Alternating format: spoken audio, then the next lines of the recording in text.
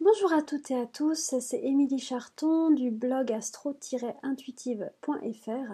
Je vous retrouve aujourd'hui pour parler ensemble de la prochaine nouvelle lune qui aura lieu vendredi 7 décembre à 8h21, si je ne me trompe pas, 8h20 du matin, et elle se passera sur le 15e degré du signe du Sagittaire.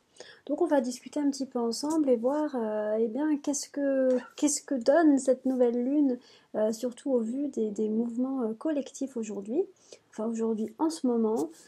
On va voir quels conseils on peut retirer et surtout à quoi on va devoir faire attention pour cette lunaison. Alors, cette lunaison, déjà, elle tombe dans le signe du Sagittaire, donc on a le Soleil et la Lune dans ce signe-là. Le signe du Sagittaire est un signe de feu, c'est un signe qui est dynamique, qui est en lien avec l'élan, l'expansion, le fait d'aller en direction d'un souhait, d'un but, d'un idéal. C'est un signe qui se bat pour ses idéaux. Bon, je crois que là, tout le monde a compris de quoi il était question au niveau collectif. Au niveau individuel, ce signe du Sagittaire nous demande en fait de nous connecter à nos rêves et nous demande justement d'aller tirer cette fameuse flèche en direction de ce qui nous fait vibrer.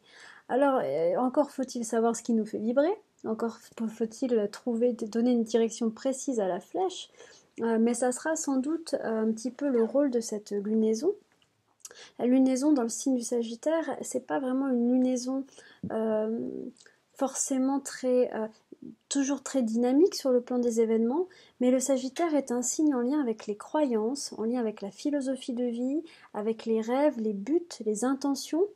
Et c'est donc une lunaison qui peut nous questionner sur quel est mon but dans la vie, quels sont mes rêves, qu'est-ce que je veux faire, et aussi qui peut donner un gros coup de boost à notre spiritualité.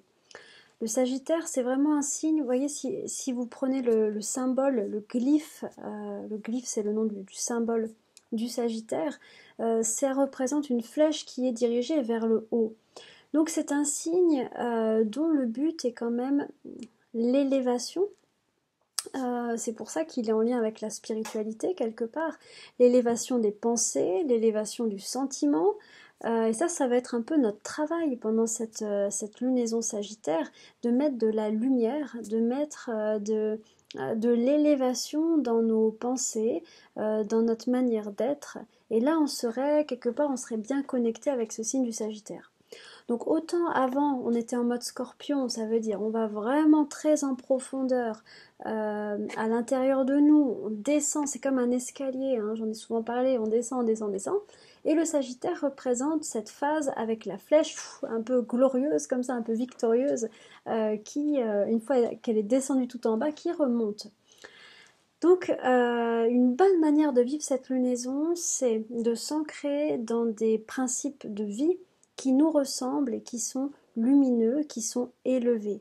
Il peut y avoir tout un travail à faire sur le fait d'avoir un mental lumineux. Ça veut dire avoir des pensées qui sont plutôt orientées vers la bonté, vers l'amour, la beauté, la compassion, etc. etc. À ce sujet, je vous conseille vivement, là, pendant toute cette lunaison sagittaire, et puis même pendant tout ce temps avec Jupiter en Sagittaire, voilà, pourquoi pas de lire certains livres inspirants. Vous avez par exemple Le pouvoir de l'intention de Wayne Dyer, qui est juste magnifique, et qui représente bien cette énergie sagittaire, dans le fait d'élever son niveau vibratoire, d'élever ses pensées. Et étant donné qu'en ce moment on est quand même pris beaucoup dans des énergies collectives, on va le voir, on va en parler, qui vient notamment de Neptune, de Mars avec Neptune. L'individuel est très important et c'est important que l'individuel soit lumineux et c'est notre travail. Donc voilà, ça c'est une chose. Donc une lunaison pour être lumineux, pour être si possible spirituel, en tout cas si ça nous parle, pour définir nos intentions, pour cultiver la confiance, l'optimisme et pour cultiver aussi la camaraderie, qui est un autre don du Sagittaire, donné notamment par Dan Rudyard. C'est-à-dire que le Sagittaire est un signe qui aime les gens, qui est camarade, qui aime bien faire les choses avec les gens, Donc plus on va cultiver cette énergie de la camaraderie, de l'ouverture aux autres, quelque part, plus on va être connecté avec ce signe-là du Sagittaire. Alors maintenant, ce qui se passe, c'est que là en ce moment, nous avons une conjonction entre Mars et Neptune dans le signe du Poisson. Et cette conjonction est importante parce qu'elle se trouve au carré, donc en aspect de tension, avec la nouvelle lune, avec la lunaison. Donc, cette conjonction entre Mars et Neptune, on va déjà s'y arrêter un petit moment. Quand Mars, qui est la planète de l'action, rencontre Neptune, la planète de l'inspiration, de l'idéal et aussi de l'inconscient collectif, des énergies de groupe, eh bien, ce qui se passe, c'est qu'on peut avoir effectivement, comme ce qu'on a en ce moment, des mouvements de foule, des mouvements de masse, le fait d'être plusieurs dans une même direction, par exemple. On a aussi le fait de se battre pour un idéal, sans toutefois bien savoir comment le faire. Mars-Neptune est quand même caractérisé par une sorte de confusion dans les manières de mettre en œuvre l'énergie. Pour vous, à un niveau individuel, ça peut donner qu'on a envie de faire quelque chose, mais on ne sait pas comment le faire, on ne sait pas par quoi commencer. Et même là, cette conjonction Mars-Neptune, elle peut faire que notre volonté s'étiole, c'est-à-dire d'habitude on est très motivé pour faire quelque chose, on est plein d'allant, et puis là d'un coup on se rend compte que on ne sait pas par quel bout prendre, on est fatigué, on est découragé, on n'a juste plus envie. Parce que Neptune c'est un dissolvant, donc il va vraiment dissoudre, la volonté et l'action de Mars. Donc il peut y avoir un peu une perte de repère aussi au niveau professionnel, on ne sait plus trop quoi, qu'est-ce qu'on doit faire, comment, quoi. Des fois voilà, on est un petit peu confus. En tout cas, au niveau donc collectif et donc au niveau national, tout le mouvement, par exemple, des Gilets jaunes est vraiment clairement représenté par cette conjonction de Mars à Neptune, le fait de se battre pour un idéal, le fait d'être dans le collectif. Et c'est là où c'est vraiment important de comprendre qu'avec Neptune, on est vraiment pris dans des vagues d'énergie collective, ça veut dire des grandes vagues émotionnelles, parce que Neptune, c'est l'émotionnel de masse.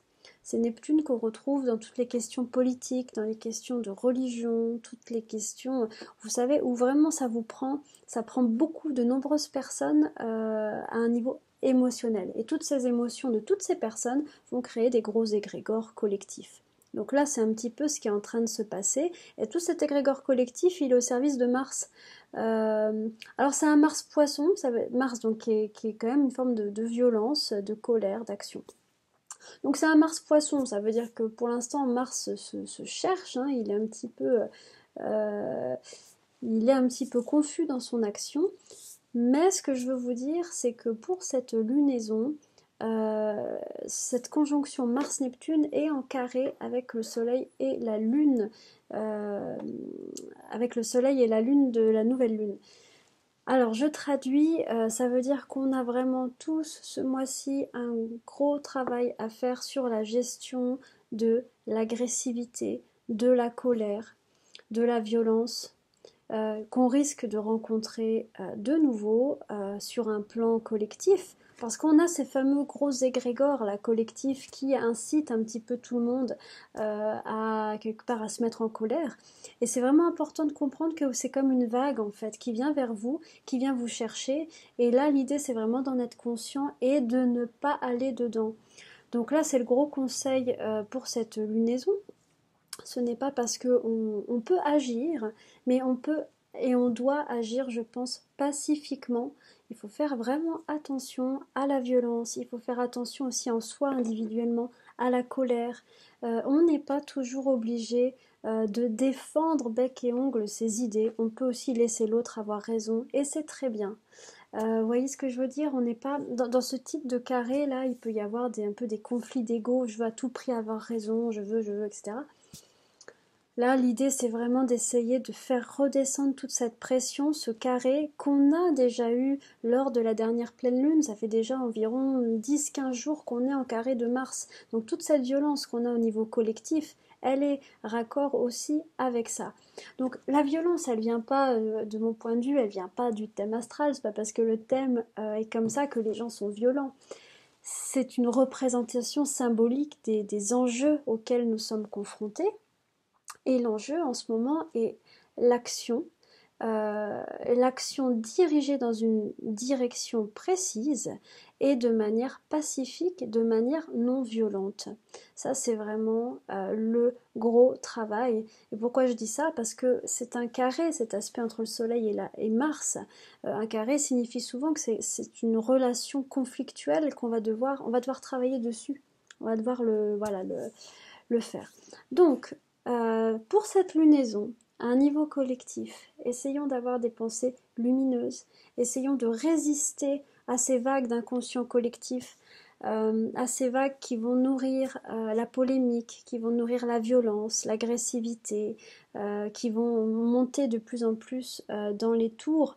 Hein, parce que voilà, porté par Neptune, il faut voir aussi une chose, c'est qu'avec Neptune, c'est ça aussi que je voulais vous dire, c'est que tout ce cycle de lunaison est au carré de Neptune. Ça veut dire que le Soleil et la Lune sont en carré de Neptune, et j'ai vraiment envie de vous dire, ne croyez pas tout, tout le temps, même moi me croyez pas, enfin il n'y a pas de souci, remettez vraiment, comment dire, voilà, il faut faire attention, c'est pas parce qu'une info circule, par exemple sur Facebook, qu'elle est forcément validée. Il y a beaucoup de fake news, c'est ça que je veux dire. Il y a beaucoup d'informations et beaucoup de désinformations dans tous les sens. Ça demande beaucoup de lucidité, ça demande surtout d'avoir un esprit critique et un esprit de recherche. Ça veut dire de ne pas prendre quelque chose et juste parce qu'on l'a vu et voilà, c'est validé. Ça demande, face à une information, d'aller rechercher et voir si c'est vrai ou si c'est pas vrai. Donc on baigne là-dedans, on baigne dans une ambiance collective qui est en lien avec l'information et la désinformation, avec une sorte de brouillard, de brume, ce qui fait que quand même Neptune, quand il est comme ça en dissonance, il a tendance, c'est ça que je voulais vous dire aussi, il a tendance un peu à baisser un peu le niveau énergétique collectif, parce qu'on est un peu comme dans une brume. Vous savez, imaginez, vous êtes dans un brouillard, et vous n'y voyez pas clair, vous sentez juste que c'est lourd. Par exemple, chez nous, à Thonon, donc je suis près du lac Léman, on a vraiment ce qu'on appelle la chape de plomb, qui dure environ 1 mois ou 2. On a vraiment du brouillard pendant 2 mois, et c'est très très lourd et très dense. Bah, au niveau astrologique, c'est un peu pareil. On baigne dans une ambiance là, collective de brouillard. Les gens sont perdus, ils savent pas trop, c'est confus. Donc l'idée, c'est vraiment d'allumer sa lampe torche là, mettre la lumière du Sagittaire, utiliser le discernement, ne pas croire tout et n'importe quoi et surtout ne pas forcément croire des pensées qui vont alimenter la violence, la révolte, parce que c'est pas forcément la solution. Voilà, donc ça c'était le message que je voulais faire passer au vu des événements actuels et de la carte du ciel. Ça nous demande beaucoup de lumière, beaucoup de discernement pour avancer comme il faut là-dedans. Et on voit vraiment que là, tout ce qui est en train de se passer, quelque part, est en lien également avec la conjonction de Saturne à Pluton, qui va gentiment se rapprocher et qui aura lieu en 2020. Saturne et Pluton est en lien avec une réforme profonde certainement de la société, avec des transformations importantes. Mais les transformations importantes, je le répète, doivent être faites dans l'intelligence et dans la conscience. Il y a beaucoup, par exemple en Europe, il y a beaucoup de révolutions qui ont été pacifiques, comme dans le peuple islandais, comme au Portugal également, en Allemagne, etc. Donc ça, c'est d'excellents modèles pour dire qu'il y a peut-être d'autres manières de faire. Donc allumons nos lampes et voilà, résistons vraiment à ces vagues d'inconscient collectif qui viennent nous prendre, vous savez, dans l'émotionnel de bas étage. Voilà, c'est ça que je veux dire. On navigue là-dedans. Donc un homme averti en vaut deux. Voilà. À un niveau individuel, cette dissonance de Soleil-Neptune, Lune-Neptune peut faire que vous éprouvez sur cette lunaison une énergie de flottement, de doute, de confusion. On est un peu on est flottant, on est flottant, on finit l'année un peu en flottant. C'est l'excellent moment pour être à l'écoute de son intuition, de sa petite voix intérieure. Et des fois, ce qui se passe avec Neptune, c'est que Neptune va, je vous disais tout à l'heure, c'est le dissolvant.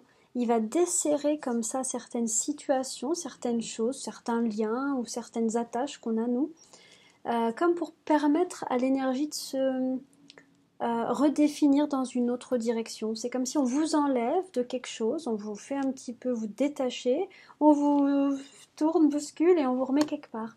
Voilà, mais là, donc, cette lunaison, on est dans la phase de... On nous enlève un peu, donc on peut se sentir, oui, flottant, indécis, confus. C'est une très très bonne lunaison, par exemple, pour méditer, pour faire du yoga, pour vraiment contacter sa lumière intérieure, sa sagesse, sa spiritualité. Je pense que c'est une excellente manière d'aborder cette lunaison et puis d'avoir un impact positif et évolutif au niveau collectif aussi. Voilà. Donc ça va être notre rôle, notre job pour cette lunaison. Il est possible aussi que, par exemple, dans cette lunaison, bah, vous n'y voyez pas clair sur telle ou telle chose, c'est confus, c'est normal, hein, c'est complètement normal avec ce type d'énergie. Voilà. Donc ça sera une vidéo assez courte aujourd'hui, mais c'est ça que je veux vous dire. Vous avez compris, hein, on navigue en plein brouillard, en pleine confusion, avec une incitation à la violence, on va dire au niveau collectif, à laquelle on doit résister en utilisant notre discernement, notre lumière, notre confiance, notre sentiment de camaraderie également, hein, qui est inspiré par le Sagittaire. Donc peut-être plutôt que de se dresser les uns contre les autres, voir comment on peut fonctionner tous ensemble. Voilà, ça serait un petit peu le message de cette lunaison, sachant donc que le lendemain de la lunaison, on est quand même, c'est vrai qu'il y a beaucoup de mouvements collectifs en ce moment, puisqu'on a quand même donc effectivement le mouvement Gilets jaunes, mais on a également des marches pour le climat, on a beaucoup de choses en ce moment au niveau citoyen, au niveau collectif. Donc cette vidéo était principalement collective finalement, ce qui est plus rare pour moi, mais je crois que ça s'inscrit un petit peu là-dedans. Voilà. Donc n'hésitez pas à faire vos intentions, à vraiment vous poser la question, mais où est-ce que ma flèche, je veux la tirer? Et je crois que le Sagittaire est un signe qui sait quelque part qu'il a une forme de puissance, puisqu'il a une forme de puissance, pourquoi? Parce qu'il a une flèche. Donc dès lors que j'ai une flèche, ça veut dire que j'ai un moyen d'action. Je peux impulser quelque chose. Donc posez-vous la question de ce pouvoir personnel, qu'est-ce que vous en faites? Au service de quels idéaux vous tirez cette flèche-là. Voilà, et ben je m'arrêterai là-dessus. J'espère que ça va vous donner quelques clés. Et voilà, en tout cas, et ben je vous remercie comme toujours de votre écoute, de votre confiance. Encore une fois, j'en profite pour dire, ne croyez pas, voilà, n'hésitez pas à tout remettre en question. Si ça vous parle, c'est super. Si ça vous parle pas, c'est que c'est pas ça. Et c'est très bien comme ça. Voilà. Juste oui, dernière chose, je vous avais parlé dans la dernière vidéo de la revue d'hiver que je sortais, et bien finalement elle ne va pas sortir parce que j'ai senti juste que c'était plus juste pour moi. Voilà, donc je suis désolée, mais il y aura pas de revue parce que je sens vraiment un mouvement intérieur qui s'oppose à ce projet, donc j'écoute. Voilà. Je vous remercie pour votre confiance, pour tous vos commentaires que je lis. Je vous embrasse bien fort et je vous retrouve dans 15 jours. On parlera de la pleine lune. On verra un petit peu comment ce cycle lunaire a évolué. Et voilà, je vous souhaite une très belle lunaison. Je vous retrouve dans 15 jours. À tout vite!